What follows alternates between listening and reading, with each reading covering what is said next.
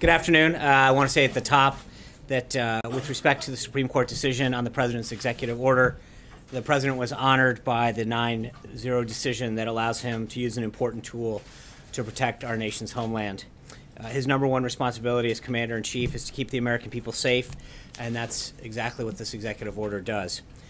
In terms of next steps, the government's reviewing the decision and determining how to proceed going forward. The decision obviously just came down a few hours ago, so we'll probably have further guidance for you as it becomes available. In the meantime, I would suggest that you reach out to the Department of Justice as details become available. The Supreme Court also today handed down its own decision in the Trinity Lutheran case.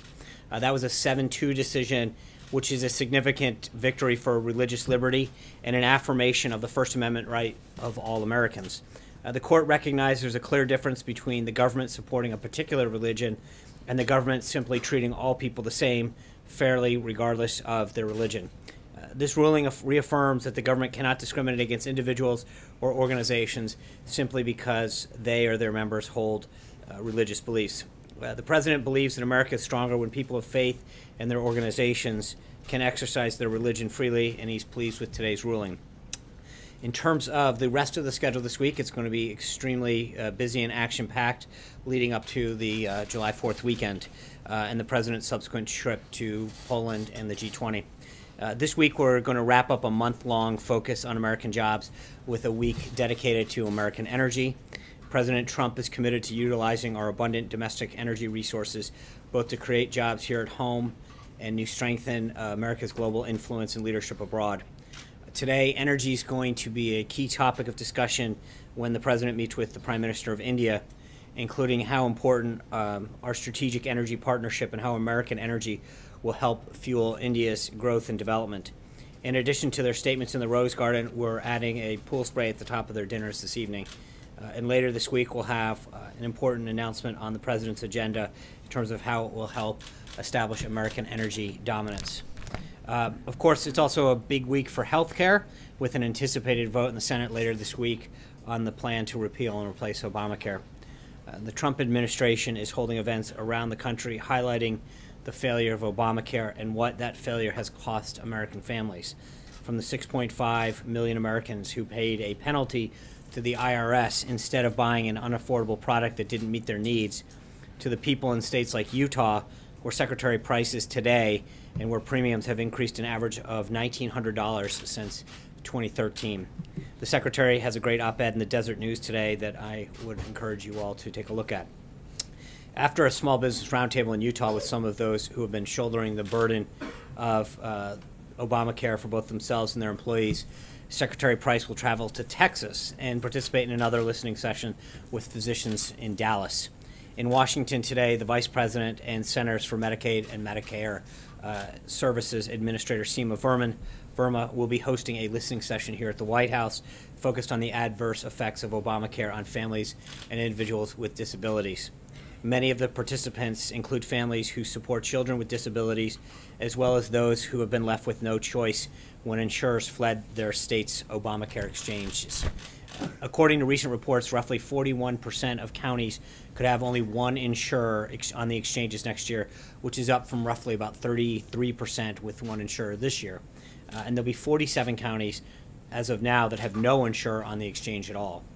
Washington's been ignoring the struggles of families like these for too long, and the faster that we can repeal and replace Obamacare, the faster that we can ensure that they and the millions of other Americans who are paying the real price of this failed law get the help that they need.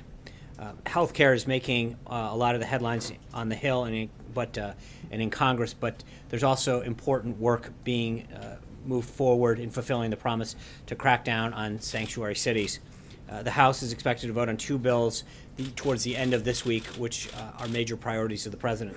The first, the No Sanctuary for Criminals Act, would prevent states and localities that refuse to follow federal law and cooperate with immigration authorities from receiving certain grants from both the Department of Justice and the Department of Homeland Security. Those funds would instead be granted to states and localities that are in compliance with federal law. And the second is Kate's Law, which is named in honor of Kate Steinle, which would increase the mandatory penalties for aliens who illegally re-enter the United States with stronger penalty increases for those who have been previously convicted of a crime. This is an issue that should unite all Americans and both major parties.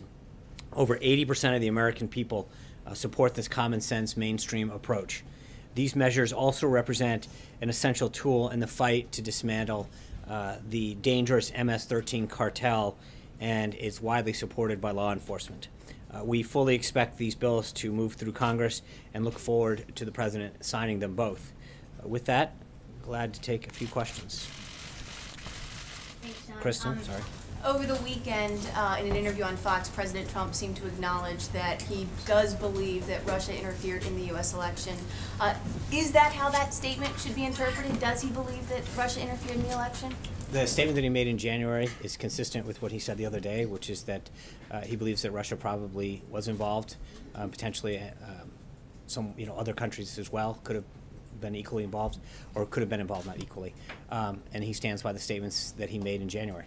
And just a quick follow-up, over the past 48 hours, he's really been hitting his predecessor hard for not doing enough to respond to that. So what is he doing, or what does he intend to do different? Well, there's two aspects to that question. One is, if you believe the story that was written, that means from August through November 8th, two things. One, that if you believe that, then they did know about this, and there's some serious questions about what they did or did not do in terms of acting. And the second is, I think it's then pretty clear that they knew all along that there was no collusion, and that's very helpful for the president. But as to the point of what he's doing, that continues to be what I mentioned the other day. He signed an executive order on cybersecurity to strengthen our ability to combat anybody from interfering, not just in our elections, but in a lot of our key infrastructure, cyber infrastructure. And secondly, he's got a commission that will continue to have more activities this month, looking holistically at the election process to make sure that we're taking all the steps to protect the integrity of our voting systems. Steve? The president tweeted that his predecessor did nothing in response to this Russian meddling. Curious what you think that Barack Obama should have done. Well, I don't. I think it's not just the president. I think Congressman Adam Schiff, ranking Democrat on the Senate, on the House Intelligence Committee, expressed very similar concern with what wasn't done. Obviously, I don't have all the understanding of what they knew and when they knew it, but there does seem to be a bit of hypocrisy in terms of what they didn't clearly do if they truly believed all of this was happening. But they, as I mentioned to Kristen just a second ago, I think what's also important to note is that if they did know all this, then they clearly do know that there was no collusion. At the time, though, what I'm sure a lot of us remember, in August and September and October of last year, the president was saying, Mr. Trump was saying, I'm afraid the election is going to be rigged, I have to be honest. We're running against a rigged system. On October 19th at the debate, he was asked by Chris Wallace, will you absolutely accept the result of this election? And he refused to say. Is there any reason to think that Barack Obama, given all that, should have done more? Does the president believe that given what Mr. Trump was saying at the time, that Barack Obama didn't do enough and choked, I guess is the way to put it? The president addressed that in the tweet, Steve. Obviously, he does think he should have done more if he knew all of this. What should he have done? I have not asked him what additional steps. I think his tweet made it clear that he does believe, if you believe the story, that he should have. Blake? Let me ask you about the Supreme Court decision today. They said that anybody that has a bona fide relationship with another person or another entity is still permitted. So in a way, it limited the initial or the second executive order. So I'm curious if the administration feels that what is now permitted by the Supreme Court does indeed protect the homeland. Well, I think it's a positive step forward. As I mentioned at the outset, the Department of Justice in particular is reviewing this in terms of both its implementation and its impact. So I don't want to get too far ahead of all of these brilliant legal minds as they review the impact. But I think, as I noted, I think the president feels he's very, very pleased with the 9-0 decision. Let me ask you about health care. John Cornyn said over the weekend that August 1st is the real drop-dead deadline. Does the White House see it that way as well? You mean for final passage? Yes. I think we'd like to see whenever they leave for their August break, their August recess, it done by then. So I don't have at the tip of my fingertips when they plan to leave town. But whenever that date is, whether it's August 1st or 2nd or 3rd or whatever. What was the president's involvement over the weekend? How would you characterize that? He made several calls to multiple senators to hear their concerns and get their ideas and understand where they're at and what needs to get done. Eamon? Does the president still see this version of the travel ban as watered down and politically correct? Again, well, remember, they're looking at the totality of it. So I think part of it, as I mentioned to Blake a second ago, will be dependent on what the lawyers believe its impact will be in terms of how it goes forward and what we can do. So I'm going to punt on that for a moment and let the lawyers take a look at that and give an update. And is he still critical of the way the Department of Justice has handled the rollout of it? Well, I think, like I said, right now we're just pleased with the Supreme Court has done, and once we have a better idea of its full impact, we'll be able to have a better analysis of that. Jennifer? Thanks, Sean. Can you characterize how the president thinks the Kushner-Greenblatt meetings went in Israel? And specifically, is there any truth to reports out of Israel that relations are strained between the U.S. and the Palestinians due to these demands that they stop sending payments to terrorists? Well, first, I think the meetings were extremely productive. They're going to make incremental movements forward, but it's going to be a process. It's not going to get solved in a night, and I think they made some good progress overall, and also continuing to build trust between all the parties. It's no secret, I know, that when President Abbas was here, we discussed the payments as an issue then, and so it should be no surprise it came up. But I would argue that the relationship continues to be very strong and move forward in a positive way. Mara? John, thank you. At several occasions, the president has suggested he wanted the Senate bill improved. He said he was looking forward to making it really special. He said he, in Iowa, put more money into it, make it more generous, it should have heart. Does he believe that the Senate has done that, or is he looking for more improvements in the bill? He's very pleased with the developments that have come. He's been impressed with the work. He obviously, as you mentioned, he wants a bill that has heart. He wants a bill that does what it's supposed to do. When you look at what happened with Obamacare, he wants to make sure that we think through this. As I mentioned to Blake, he had several calls over the weekend hearing ideas and opinions about how to strengthen it. And he'll continue to support ways to make the bill stronger. But are his criteria still that it should, as he said in the past, cover everyone with lower premiums and lower deductibles? Sure. So that's his bar. And well, there's a lot. I mean, obviously, he wants to make sure that people have access and that it's affordable, and that I mean, coverage is obviously key. But as I've mentioned multiple times here before, when you have a card and no coverage, that's not good. It doesn't get you the care that you need, and it doesn't do so within means that you can afford. So we're going to continue to figure out a way to make that work. Does he still Jen, see the bill as Jen. being, Sean, Jen. Sean, can you answer whether the president still believes the question? There's no camera on, Jim. Maybe Jen. we should turn the cameras on, Jen. Sean. Why don't we Jen. turn the cameras on? Jen. Why don't we turn the cameras on? I'm sorry that you have to do it. Jen, go ahead. Why not turn the cameras on, Sean? Jen. They're in Jen. the room, the lights are Was on. it not true that there were tensions and some strain between the U.S. negotiators, which were Jared Kushner and Jason Greenblatt, and the Palestinians? Is it not true that there were tensions and strain? I'm not aware of any, no. Okay, so none. When I talked to them about the trip, it was very positive. I'm not aware of any. I know that there was one story. I believe that story's been updated that came out of there, but I know that that's been updated. The president had said 2 weeks ago that he would have a press conference in 2 weeks on Right. ISIS. As soon as I have an update on that, I'll let you know. And then the antitrust out of the European Union, they're expected to levy a fine against Google for over $1 billion. Do you have any reaction? I don't, not yet. Olivier. Do we have cameras on the president? Hold the press The conference, Sean. first one is Senator Sean. Corker says he will use his authority as Senate Foreign Relations Committee Chairman to block Right. arms sales to Saudi and Qatar until that crisis is resolved. Is that a constructive step in your view? I think we share Senator Corker's goal on two fronts. One, obviously, we want to resolve this situation. I know that the states that are involved are viewing this as a family matter, and Secretary Tillerson is helping to facilitate some of that. We believe that's positive.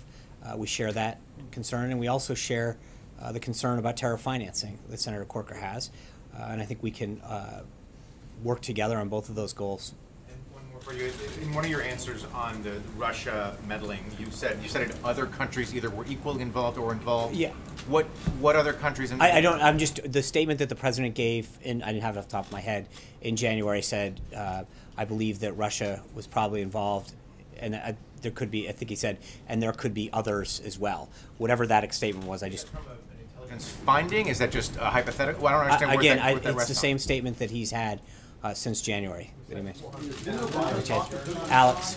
Will President Trump rely on that previous list of potential conservative Supreme Court justices for future picks? What's that? Will President Trump rely on that previous list of 21 potential Supreme Court justices? I'm sure that that'll definitely be a strong part of it. I can't say that there won't be someone added on or not, but that proved to be a very, very helpful list the first time. He feels very comfortable about the list, but I can't say for certain that there's no one that couldn't get added to a future list. Zeke?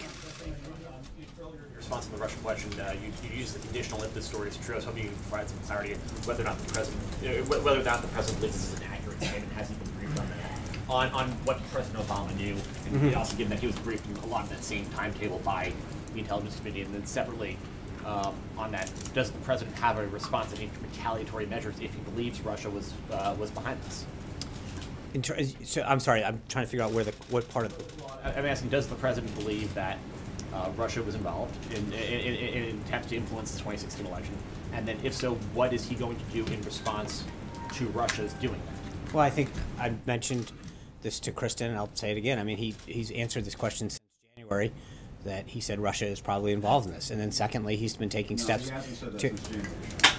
He's taken steps to ensure that our cybersecurity network... I understand that. Well, I'm not going to get into specific details, but I will just say he's taken steps on both of those fronts and on the election integrity. And just a separate question. Yesterday, in Israel, Prime Minister Netanyahu reversed on a planned deal to create a third sort of gender-neutral prayer space at the Western Wall. A number of American Jewish groups are blasting the Israeli Prime Minister. Does the White House have any statement? Has there been any contact on this sensitive issue? And does the White House take any position on that issue? I don't have anything for you on that right now. I would probably refer you to the State Department. Anita? I have a couple questions about the Supreme Court decision. I don't really understand the practicality of it. I understand they're going to take it up in the fall. But one is, do you still need a 90-day review now, or has that 90 days has already passed? And secondly, in the fall when they take it up, I think the court also addressed, won't the point be moot by then? I mean, you'll have a number of months to implement this and have the review process, so what's the point? Well, again, I'm going to let the Department of Justice fully analyze this, but obviously there are certain things that were enjoined when both the Fourth and the Ninth Circuits issued their opinions on this, and I think part of what the Department of Justice, among some of the other agencies that are involved, have to look at the full. Do you know when they'll get back to us, like what timing, days? It's the decision is hours old, so just hopefully it's sooner rather than later. Quick question about today. They'll be delivering statements in the Rose Garden this afternoon. I'm just wondering why that ended up being statements and not the last couple times that the Prime Minister came. For whatever reason, President Obama and the Prime Minister did not have statements, nor did they have to take questions. Today you have statements, no questions. Whose decision was that? Did the Prime Minister not want questions? I'm going to just say we obviously, on each visit, there are discussions at the diplomatic level back and forth about whether it's, what will go into that visit, what issues will be discussed. All of those kind of things get worked out by the two teams, and I'll leave it at that. Glenn. Just two quick questions. First, back to the Russia thing, because I'm never tired of talking about it. One of the things in the president's tweets that I've noticed is that he doesn't reference the conclusion that the intelligence agencies have made, that Russia intervened on his behalf, or perhaps to put a finer point on it, against Hillary Clinton. Does the president accept that aspect of what the intelligence agencies have said? Honestly, I've never asked him that specific question. I'd be glad to follow up. And the second thing is just to dig the hole a little bit deeper on his comments in January. Have you ever discussed with him, he has said this in debates, he's talked about 400-pound kids sitting on edges of beds. Can we cite anything, or if you can't provide it today, can you provide it in a subsequent briefing that gives us some sense that other countries may have been involved in this other than Russia?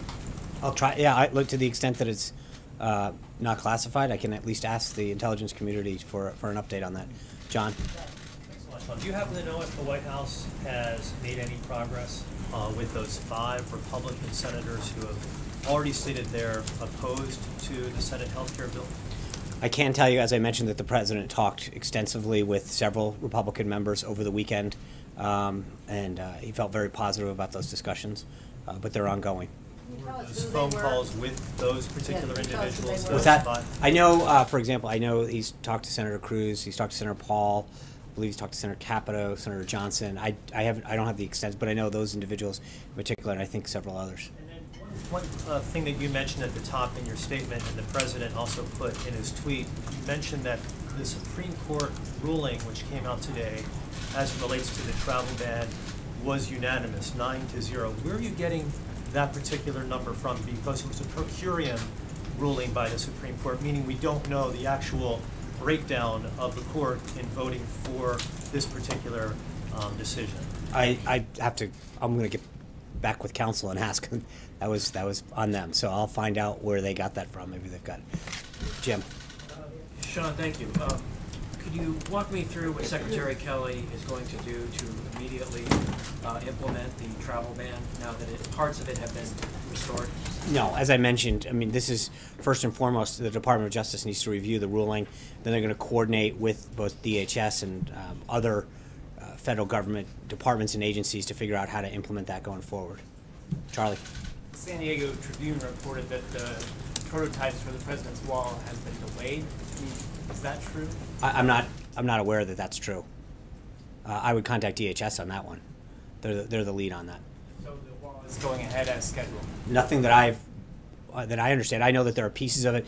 DHS has been actively involved in both repairing, working on some new sections. So you can check with DHS, but my understanding is it's been the work to repair sections that needed to be repaired is being done, and then there's some new sections that they're actually already starting on. So I'm not aware of any delays that may or may not exist. The prototype? Again, all of that would be a DHS issue. Kristen? Thank you. When asked about what actions President Trump might take against Russia in retaliation for meddling in the election, you cited the cybersecurity executive order. Can you be more specific, though? Does he support, for example, the new bill for a fresh round of sanctions against Russia? Well, the new bill that the Senate parliamentarian ruled didn't follow proper procedure. So, I mean, there is no new bill at this time. The House is looking at taking up legislation. Round of sanctions. It depends on, let's see what the bill looks like. I'm not going to comment on a hypothetical. Does he support some type of punitive action directed at Russia? Do you know, when it comes to how the president works, he doesn't telegraph what he's going to do on a lot of these things. He does a lot of quiet diplomacy. He enacts things, and so until we're ready to announce something, we're not going to telegraph it through here. And can you clarify what he meant in his tweet? He accused former President Obama of colluding or obstructing. What evidence does he have?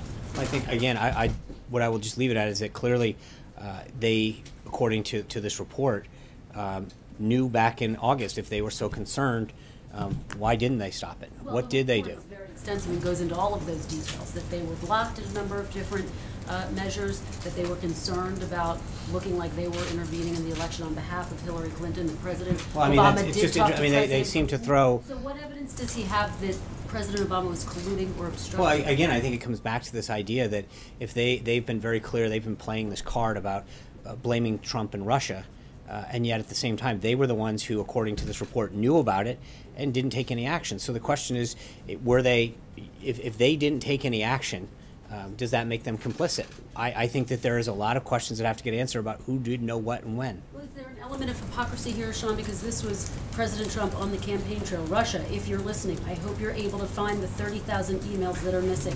I think you will probably be rewarded mightily by our press. How can he accuse President Obama of obstructing when he was egging Russia on? He was joking at the time. We all know. He was joking? He said that as a candidate, and he was pressed during that press conference over and over again. I understand. And I think the idea was that you had Hillary Clinton with a secret server that was very clear about what she had done to evade it. And I think that that's probably a bigger concern right now in terms of what they were doing and the lack of security that they had. Ronica. Sean, thank you. Jeff Mason sent an account out of the meeting that he had with you to the members of the White House Correspondents Association about the future of the press briefings. Would you say that his account of that meeting was accurate? I was not provided of that. I had the cover. Meeting? Huh? Could you give us an account from your perspective of what happened in that meeting and what we We've had two since then. We had another one since then. Jeff has stated the position of the board that he believes, and I've shared with him where we are in that we have been consistent since December and January when we addressed this issue with them specifically and publicly, and that we will continue to have a mix of opportunities to stay in touch with the media. There does seem to have been a drastic shift, starting from maybe the week before the president took his first trip abroad, that now we see you on camera about once a week. Is that a new normal that we would expect? We'll see. We'll continue to mix things up. Why are the cameras off, Sean? Try. Why did you turn them off? Can you just give us an answer to that? Can you tell us why you turned the cameras off? Why are they off, Sean? It is a legitimate question. It's a legitimate question. You are a taxpayer-funded spokesman for the United States government. Can you at least give us an explanation as to why the cameras are off?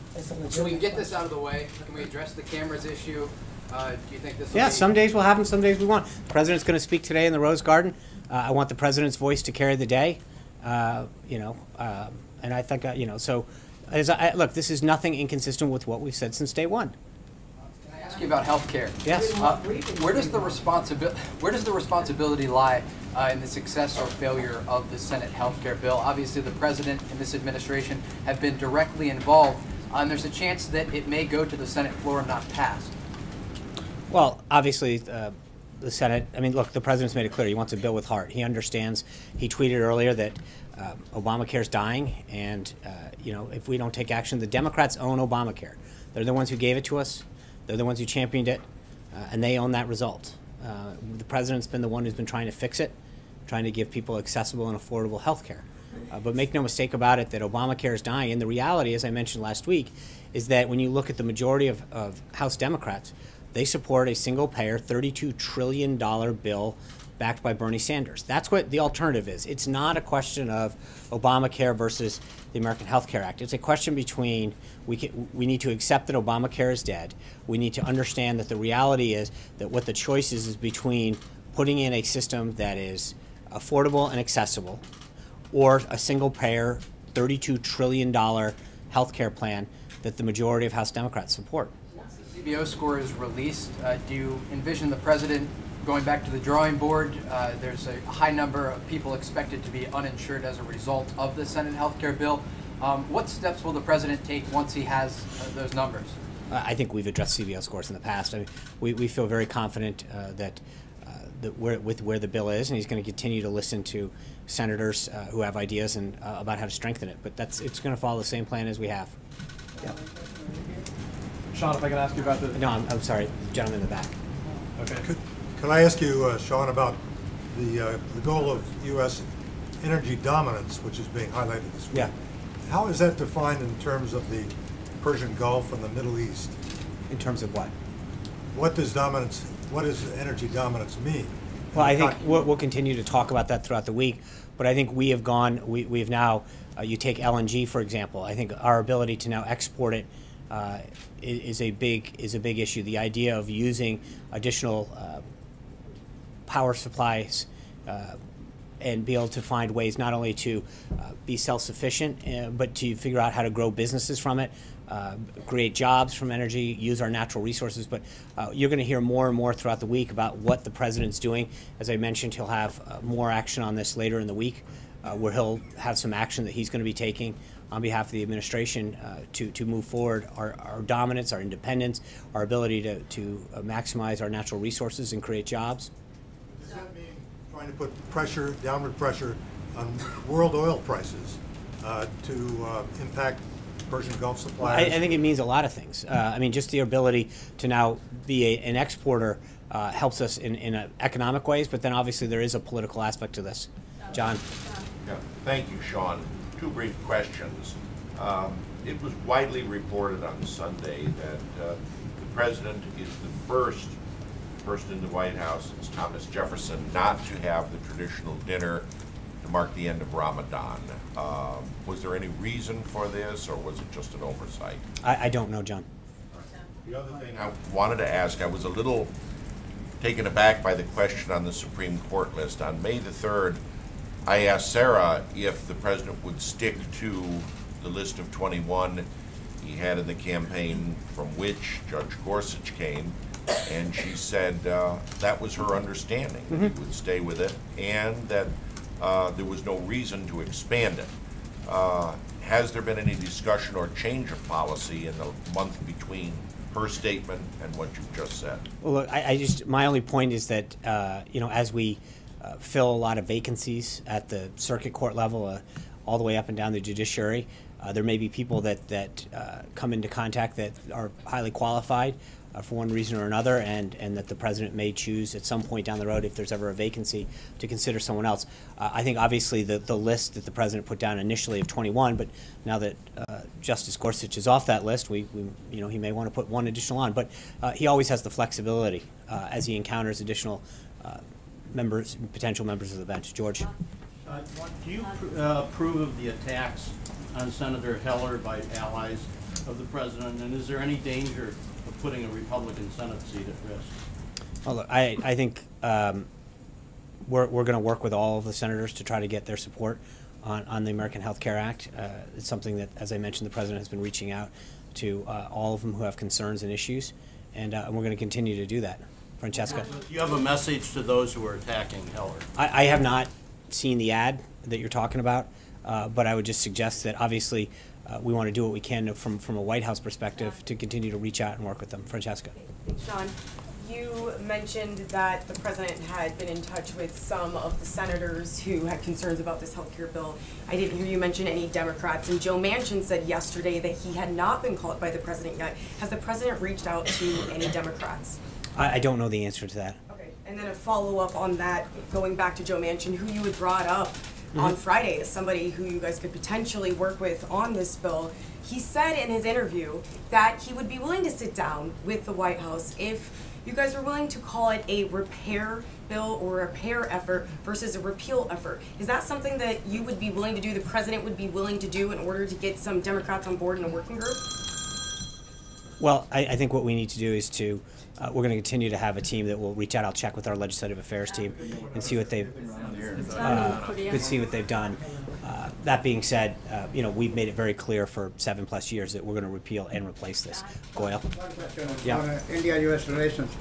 This afternoon at the White House, world's most two powerful leaders, Prime Minister Modi and President Trump, of the world's largest and richest two democracies, will be meeting and greeting and have a number of discussions about U.S.-India relations. But Prime Minister Modi said that India will join U.S. to fight against terrorism. At the same time, yesterday, addressing the India-U.S. Indian-American communities in Tyson Corner, he said that India had been suffering of terrorism for the last 30 years and telling the world that join us. Now time has come that entire world to join India to fight against terrorism. Before it was Taliban or Al-Qaeda and now ISIS. And what is you think going to happen as far as fighting against terrorism? As you mentioned, I mean, they're going to have a long opportunity today to meet and then have dinner together. They'll talk about their ongoing cooperation, including areas like counterterrorism, our defense partnership in the region, global cooperation, et cetera. But I think that energy, there's a lot of things that they're going to have an opportunity to discuss, but that will definitely be one that they have plenty of time to discuss. And after they're done, we'll have a readout for you, and we'll make sure that you know what areas they covered, and hopefully what ground we've made up. Thank you, guys. See you later. Thank you, sir.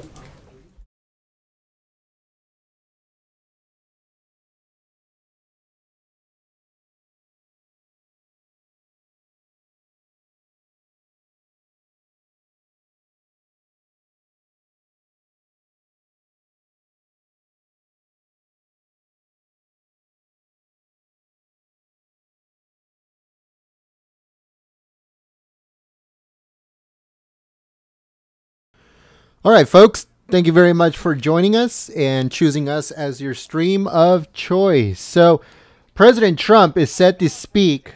Hold on 1 second. There we go. So President Trump is set to speak in just a few minutes. He is going to have a bilateral meeting with Indian Prime Minister. So after that, they're going to speak together. I think there's going to be no questions, like they were saying on the press briefing. But we're going to go there live. So if you're new to the community, subscribe and also click the notification bell. We're going to be going live in exactly 5 to 10 minutes. So I hope to see you guys on the chat. Thank you very much, everyone. My name is Jen. I'm from Golden State Times. If you're new, subscribe, and I'll see you in 10 minutes. Peace.